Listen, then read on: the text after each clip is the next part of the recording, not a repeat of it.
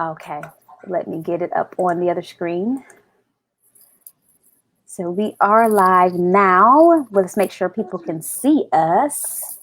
Okay. The usual shenanigans. I know, Where right? is it?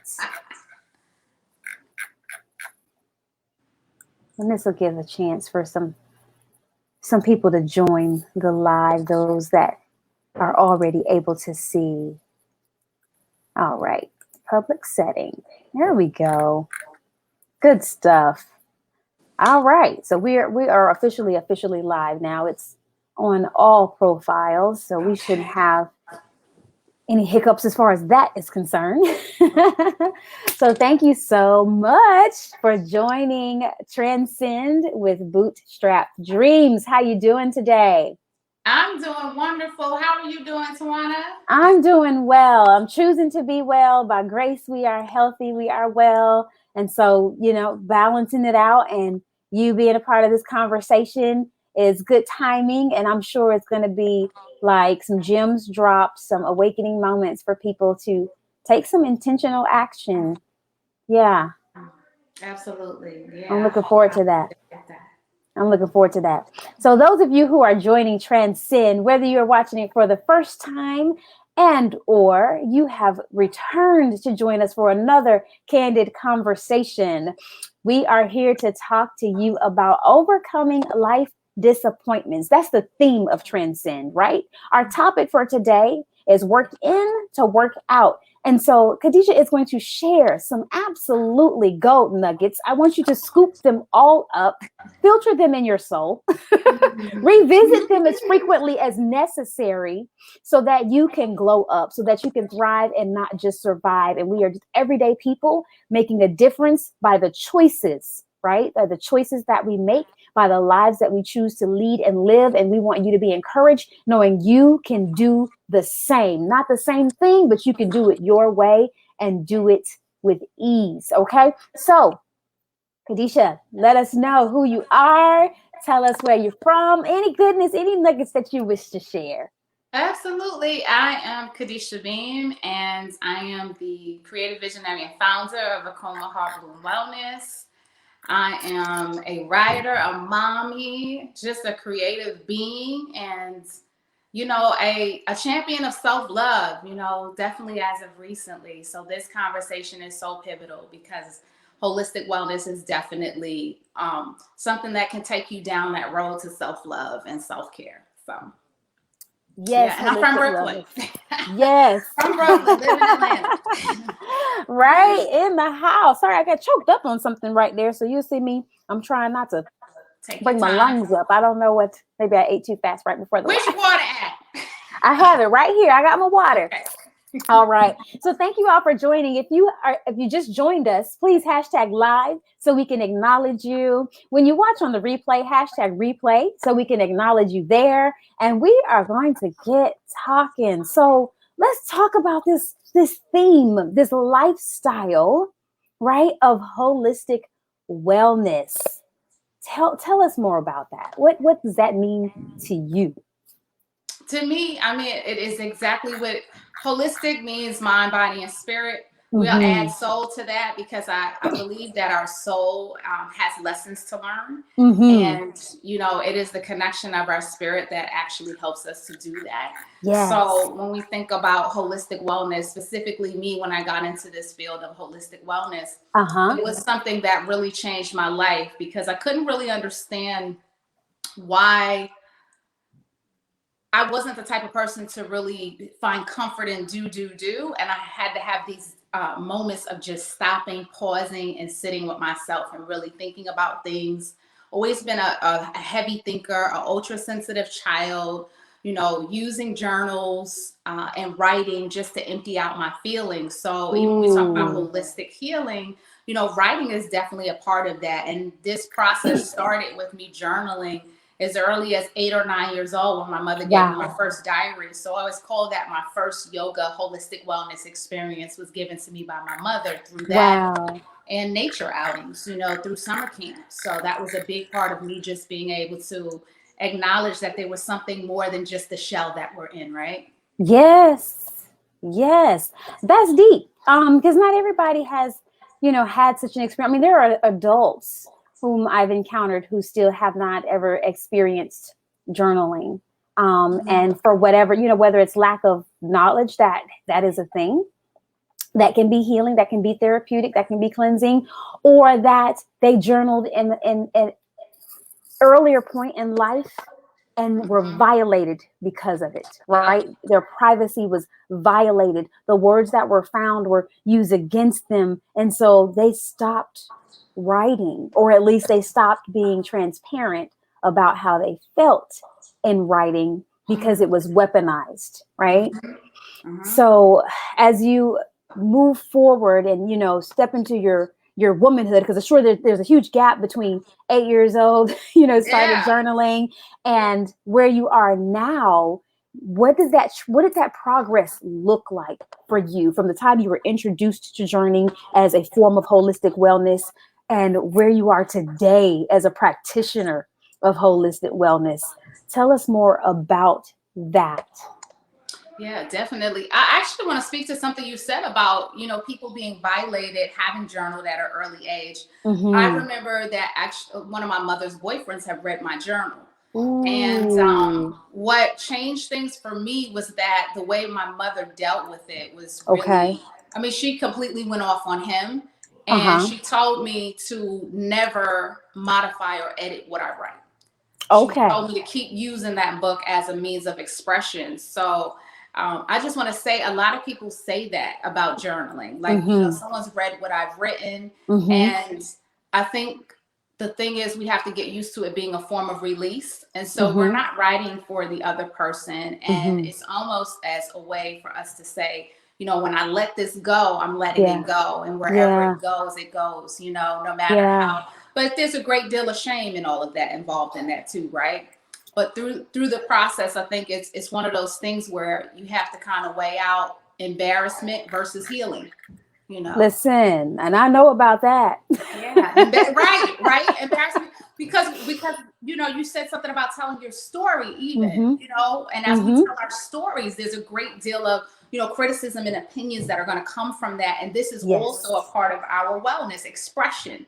So Yes. when we censor our expression, we are actually doing harm to ourselves because we're living more under the guise of what other people want for us versus what we want for ourselves. Absolutely. And not to get off topic, but to answer your question, how the writing from 8 or 9 years old transpired until now, Yes. it I've always written. I've always used it as a way to just empty out anything that I've been feeling. So there are like countless number of stories, people in books, and I've realized that that's the only thing that's ever really allowed me to feel like I was heard, because Yeah. sometimes you can't talk to people, right? And so I think for me, the journaling turned into being open to therapy, holistic therapy, right? And I've Yes. been blessed to actually have practitioners who knew both sides. They knew the holistic side and they also knew Mm-hmm. traditional medicine. So that helped me a lot. Mm-hmm. Um, then in going to yoga teacher training, journaling showed up again because we had to journal the journey. So we Ooh. would have writing assignments where we would have to write about each principle and how we implemented each principle of yoga that day and how it Mm-hmm. was showing up in our life. So it's been a never ending like self-study journey. I appreciate that. I think that's a level of awareness that you just brought about today, because I'm sure when you're going into certain practices, there are certain elements that you don't realize are going to be considered, particularly if you didn't know what to ask, you didn't know who to ask, you didn't know what to look for, right? Sometimes we don't know what we don't know. And to hear that yoga, I know for me, what comes to mind, of course, is the thought. What comes to mind is the physical. There's a mental, there's a physical component. I don't necessarily think right away about journaling as being a part of the practice. And so I appreciate you sharing that. And it makes the connection even more deeper about why and how you can go into the practice so much more efficiently and effectively when you're working with others. And I've had that personal experience with you several times. And so it's like, it makes sense. Not only does it take a certain kind of grace and a personality to embody it, yet the formalities behind it, that being a part of it, makes sense. Yeah. Thank you. You're welcome. So I did need to take a step back forward. I'm so excited. I totally tripped over the opening question for the live.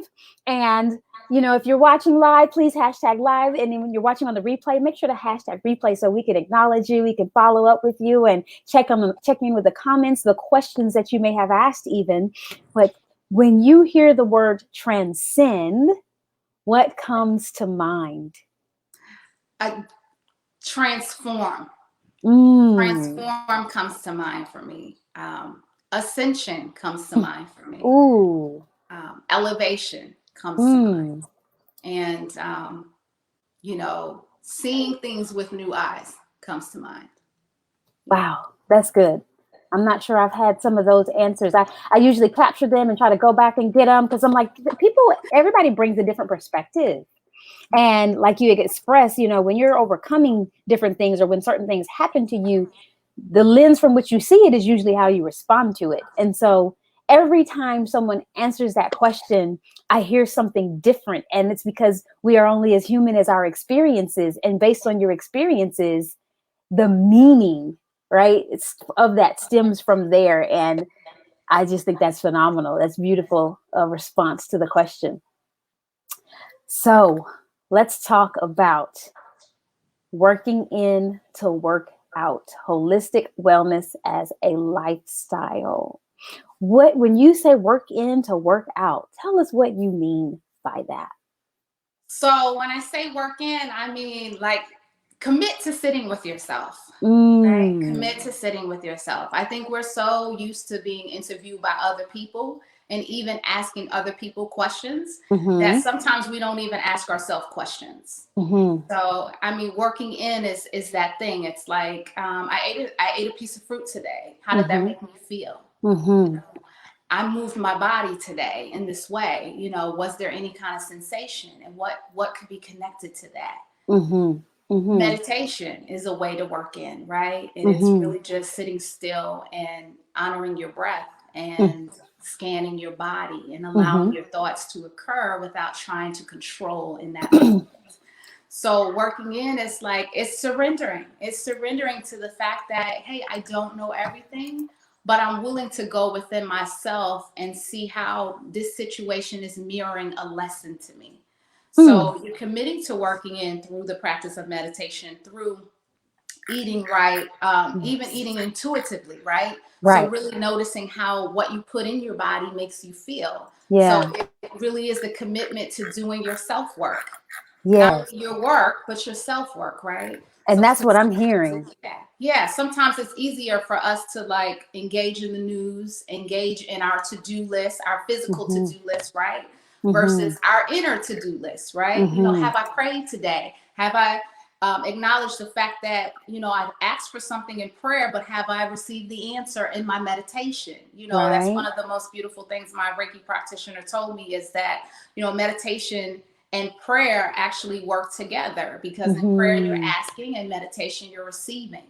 So it's a Mm-hmm. very reciprocal practice to do together. I think also in working in, you can ask for guidance from a higher power, whatever you believe in, right? So for me, Mm-hmm. working in means connecting to God as well. Mm-hmm. And it really is that moment of saying, I've received all this advice and this information from the outside. Mm-hmm. I've acknowledged what everybody has suggested to me, but now I'm going to take a moment and ask, what is it that I was supposed to receive and what is the path I need to take? Yes. you know and going through a period of stuckness myself maybe a couple of months ago, just being Mm-hmm. like, why can I not move? And then just coming to the conclusion that, my son said something to me, my 9-year-old. He said, Mommy, you haven't taken a vacation. Mm. And I really thought about it, and I was like, he's right. I need to sit down, and I need to not feel guilty for resting. And I'm somebody that's teaching people to, honor their rest, honor their breath, right? So what I do, the easiest way for me to work in is to pick at least 3 things. For me, it's 3. For some people, it may be 1. If you're a one person, a person that picks one thing, I would say pick the thing you can't live without, and that's your breath. That's your breath. We can go without water for a limited amount of time, right? But how long can you go without breathing, right? You can't go without breathing. So, maybe a couple of seconds if you're holding your breath, right? But in any event, the breathing is the one that can't go. It's got to stay. So, for me, it's really picking and choosing that I'm going to be engaged with my breath, regardless of what's going on. If I can't go, to a spa, if I can't, go to a yoga class, if I can't get all these external things, or if I haven't developed a home practice of yoga, I'm going to at least do the breathing part of it. I'm going to sit still and take a moment and feel my breath, right? So that's what working in is. It really is having these practices that are not dependent on the outside world for you to be well. It's developing that self-accountability through your breath, through your creating healthy habits, right? Through acknowledging that you're a spiritual being as well as a human being. And how we do that is, whether you're a religious person or a spiritual person, but really just having rituals and practices that always bring you back to something greater than what's going on in the outside world, and always bring you back to yourself. That is so rich, and thank you for carrying on the conversation as mom mode kicked in I for a saw you second. in mom mode. I knew it. I know. I was like, I know. Here it is. This is life. This is life. Yeah. So thank you so much for that. And you addressed a couple of things, and talking about choosing what you can't live without, because sometimes, well, oftentimes people have trouble making decisions, right? Because they're overwhelmed with, well, how do I? And it's just like, where the consultant and the business strategist in me comes out, and it's like, don't start with how. You start with how, you will always be confused. You will always feel overwhelmed. You will always, because you're trying to solve something when you don't even know what you're trying to solve yet, let alone how you're going to get there to the resolution. So being clear, defining what's of importance, defining what's priority, defining what's essential, what's critical, is significant to addressing that need to get that rest, to get that rejuvenation, to get that relief that comes through, right? A holistic living. And it's not an isolated thing either. It's not, just for right now. It's for all facets of life. It's for all relationships. It's for work. It's for personal. It's for, business. It's for whatever you want to apply it to, whatever is happening. You can use this practice, right, to center and bring some peace to your being as you endure, overcome, whatever it is that you're experiencing at the time. Absolutely. Yeah. That is so good. What are some other ways? So I hear you saying, like, choose what's important, choose your breath. What would you say is another way to work that inner being? So movement is another way. And it's interesting because actually using movement, the unique thing about yoga is that you're using the asana practice, which is the physical practice. You're using the body as a means to go within. So where this is a situation where we see that actually the two can't be without each other, the working in and the working out. So through movement, you're actually able to get messages from your body, right? So, well, let's say mindful movement, okay? Because there's some styles of yoga that are a little more faster paced. For me, I teach slower pace yoga. I teach slower flows. I teach restorative, and I do teach vinyasa flows as well. But I like for people to get a foundation of actually a mindful practice before even going into a fast flow, because otherwise you're essentially doing what you do in the outside world on your yoga mat. You go, go, go, go, go, go, go, go, right? So the slower practices are going to actually get you to slow down. And as you move your body, you are actually feeling what your muscles are doing. You're feeling what your legs are doing, what your feet are doing, right? You're feeling what your arms are doing. You're noticing if there's any tension, if there's any pain, if there's any little sensations there that may not even be tension or pain, right? And then you're also learning how to measure discomfort versus pain, right? So when we get into traditional exercise, the difference with yoga and exercise, and a lot of people will say, oh, I got to start doing yoga. No, it's not an either or, in my opinion. It's like add yoga to your workout regimen, because you're going to work out more mindfully. So that shoulder injury that you could have gotten because you're just lifting, and you're not connected to your body as you're moving it, can be prevented with a practice of yoga, right? Your posture, all of those different things, you're going to see very differently in a traditional workout if you develop a yoga practice. And another thing is, a lot of times people are holding their breath when they're lifting weights, they're doing high intensity workouts, right? So, and then they're wondering, why am I not losing weight? Or why are my muscles stiff? Or why this, why that? It's because you're not doing a complete practice. You're not doing a complete workout. So I would say adding the yoga practice is a complete workout, because your muscles need oxygen, right? And in order to develop and form in a way that's healthy, you need to be breathing, right? So your cells, your organs, everything needs air. And if you're tensing up like this, then that's how you are with all your muscles and everything else going on, right? So we don't want to be looking great with all these muscles, but not able to really move our body and ebb and flow, right? Limited range, yeah. Yeah. So that part of things, and then also being able to, specifically with what's going on in our world, understand when your body is talking to you. Understand that when I have this little cough, that's not a signal for me to be like, oh, that's it. That's a sign for you to stop and start assessing, okay, what have I been eating this week? You know, why am I mucusy? Why am I coughing? Why this? Why that? Right? It's really a moment to sit down. Do I need to rest? Is my body, because sometimes the body develops illness, no matter what kind, because it's giving you a message to stop.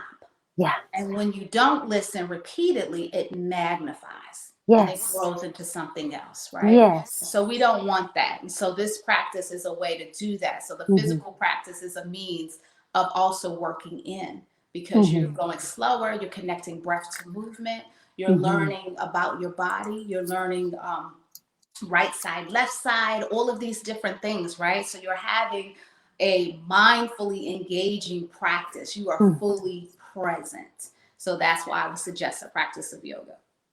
That is so good. What is one more thing that you would say is important? We talk about working on that inner self so that we can absolutely show up as our best self. You know, when we talk about choosing forms of physical well-being and using yoga as a recommended practice to complete, you know, whatever it is that you're pursuing, nutrition, your physical being, you're like using yoga to help round off and connect those elements. What is something that someone would need to consider? You know, maybe perhaps a common misbelief that people perceive when they decide, oh, I want to live holistically, and I think I want to apply, you know, yoga. I want to try this yogi life. What, right? Because when you don't study it, it's a thing versus, like, no, this is a practice. This is a study. It has, I mean, years and years and years of, you know, historical, you know, reflection, proof, data, statistics, healing, you know, components to it. What is something that someone who is considering starting a well-being journey and they're thinking about deploying yoga as a part of it, that they need to keep in mind? That if you are a person that says, I'm not flexible, you are the one that needs to be doing yoga. Also, not because you consider yourself to be physically inflexible, but because a lot of our the rigidness of the body starts in the mind. So I would definitely say, if you are a person that thinks, oh, I'm not going to be good at it, I can't do it because I'm not flexible, or this or that, the other, just know that there are so many different styles. Yoga is not specific to a religion. It's a lifestyle. Some people do make it a religious practice, but it doesn't have to be that for you. I make it interchangeable with mind, body, and spirit healing, or holistic wellness, whichever words you want to use. But just understanding that it's for everybody. It's for everybody type, for every age group. There are so many different aspects of the practice, in addition to the physical practice, the self-study, the understanding what your relationships are mirroring to you. A lot of that is a product of meditating regularly. You start looking at your experiences with people as a mirror into yourself versus this blame thing, or this criticizing, or being a victim, or what have you. You start really saying, what is the lesson in this encounter? No matter how happy, no matter how sad or in between it is, what am I here to learn? Yeah. And and you learn not to be so hard on yourself. So I think it's a practice of really teaching you to be compassionate toward yourself and compassionate toward others, because we are all here doing the best we can with what we have. And at the end of the day, you're going to make mistakes. You're going to be in certain situations, job, relationships, things like that, for a certain period of time, maybe longer than you expected. But there's a lesson there. That's why you're there. And I think that's a big thing that came to me in my practice too, right? Is understanding that we can't beat ourselves up for like, oh my God, that was 9 years of my life. That was 8 years of my life. I stayed at that job, or I stayed with that man or that woman. No, we have to start seeing it as, how did you transcend, right? Yes. Based on those situations, what growth came for your life? Did you end up finding your passion, finding your purpose, all of these different things, right? That may not have happened if these things weren't reflected to you in your relationships. But it takes really that commitment to, really sitting down with yourself. And so I think the biggest misconception is that also it does need to be done in a community. No, it's definitely a practice that helps you build community within, and then you go without. Because how can we have community on the outside and we're not connected to ourselves? That creates codependency. So, yeah. Yeah, that's good. I usually say, well, if you had to sum up. Say it again. I usually ask if you have to, send a final message or a summary of, whatever our topic is. Go ahead and do that. I think you have concluded already with a beautiful summary as to why this is important, as to how it applies, as to who can benefit. I mean, excellent job. Excellent job at introducing us to the yoga experience, the holistic wellness experience, and the different perspectives and how it can be considered and how it can be applied to everyday life. Like, that's great. Now, I do want to touch on one thing, how you work with others. Give us some examples and the methods, rather, because we are in COVID, and some people may be wondering, well, how do we do that now? Like, I'd like to do yoga, but COVID. How can we debunk that myth that they can't start to practice? Because I know that you have ways that you're working with people, not just individuals, with companies, with teams as well, right now. So let us know how that is possible. Well, I am doing classes virtually, so via Zoom, Microsoft Teams, FaceTime. I prefer Zoom or Microsoft Teams because of the angles. But if you need to do FaceTime, some people are just more comfortable with that. That's an option as well. But I'm definitely offering virtual sessions. I'm only offering in-person sessions for established students. I only really have one established student that I do allow, and that's because I'm aware of their health history and they happen to be a mom. So just a whole nother situation. And then as far as in-person for companies, definitely mask and smaller groups. I would do sessions. If anybody wants to do a special event, we would definitely have to have masks on, temperature taken, all of those things. Primarily 90% of my offerings are online right now, though. Yeah. So we definitely do have access. And I will tell you, a lot of times people stray away from online, but I've had students tell me, girl, I feel like you're in the room with me right now. So don't debunk, don't stray away from online. We can still definitely connect and have a wonderful practice. Absolutely. And I'd like to, to be a testament that, yes, you can do the full floor yoga practice with Khadijah if you wanted to. Yet if you are, just working, if you are working, right? You are in your professional, you're in your Zoom shirt and you need to get something in midday, yet you don't have the opportunity to go and do the full thing. You can sit right here, right now, just like you're looking at us, and still get it in. She has led me through a number of sessions where I have been able to reset, level set, or just get a set. Get on a set of some kind, doing just what you're seeing right now. She's in her yoga gear. I'm in my Zoom shirt. And we're getting to it, and we walk away feeling so much better, understanding that we're coming from a place of gratitude. We're each allowing one another to operate in our areas of expertise. So do not make the excuse that you can't start or that you don't have a resource now to get going. She is here. She's going to make sure that her links are available so that you can contact her easily after the live. You'll be able to go right in the chat, click on the links, and access her information and get your holistic wellness journey started. Don't wait. Right now, today, it can be possible. Zoom, FaceTime, Team Meet, what is it? Office Teams, all that good stuff. Microsoft Office Teams. It doesn't matter what your mode. It's just a matter of your choosing. So if you've been thinking about it and you aren't sure and you don't want to go about it alone, you can start right here, right now with the amazing Kadisha Beam with Heart Bloom Wellness. And she's very active on IG. Check her out on IG as well. She'll drop her links in the comments. And if you have been wanting to ask any questions or you have some questions, make sure you put those there too, or send her a message and ask her some questions if you'd like to do that more privately. She will be more than willing to respond. Anything else you'd like to leave us with? I think I was able to put my link in there. See, just let me know if it's in there. I will. I'll shoot you a memo if I don't see it. Okay. Oh, one user did ask, how do you get connected with companies?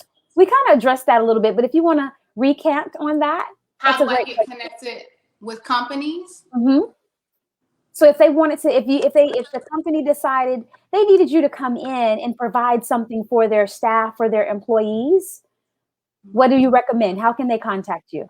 You can go directly to my website. The link is in the chat, heartbloomwellness.com. And you can schedule, if you want to talk about what you need first, you can schedule your first 15-minute consult for you and your team. I'll do a demo. Or you can send me an email at info@akomabloom.com. Okay, so that's info@akomabloom.com. You can do it that way, or you can book a team session right on my website as well if you want to bypass the consultation aspect of things, okay? Yes, thank you so much for asking that question. I'm going to make sure, I'm going to grab her link really quickly and throw that in here too. All right. You have the links. Email address is right here, right? Make sure you contact her, send her a DM.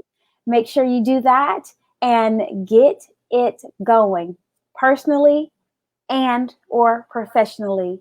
You can start your holistic wellness journey. Thank you so much for joining us tonight. And we will see you all next week, right?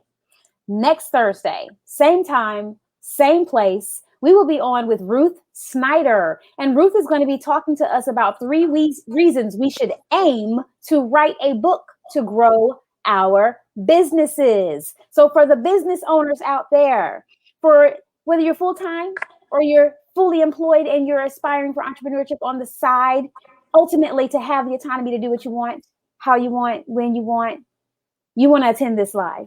Ruth is going to talk to you about telling your story, putting it in writing, right? We talked about that tonight. Write it out, publish it, get some income, grow your business, do all the good things that are you, and share. Tell the world, right? I said last week, your story may not be entirely unique, yet it still needs to be told. Get talking. Thank you so much for joining Transcend with Bootstrap Dreams. See you next week.